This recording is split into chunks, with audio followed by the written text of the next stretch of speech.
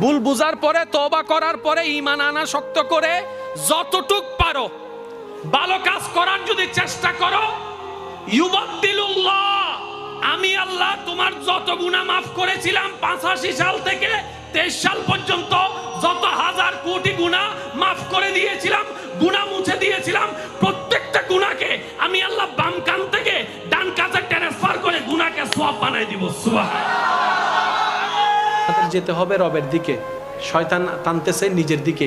এই যে একটা শয়তানে টানতেছে, আপনি রবের দিকে যাচ্ছেন, এই যুদ্ধটা দেখতে রব বেশি খুশি হয়। আর একটু জোরে বলা যাবে সুবহানাল্লাহ।